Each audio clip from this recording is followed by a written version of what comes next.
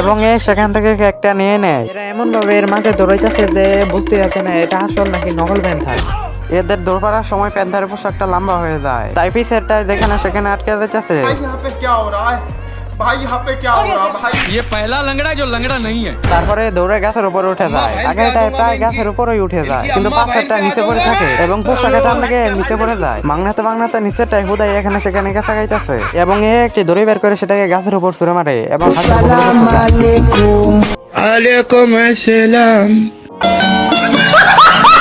এরপরে এরা সাপের মতো পেঁচিয়ে গাছের চূড়ায় উঠে পড়ে, কিন্তু পিছেরটায় গাছের ডালে সেটা আটকে যায় এবং টান লেগে এদের মুখোশ খুলে যায়।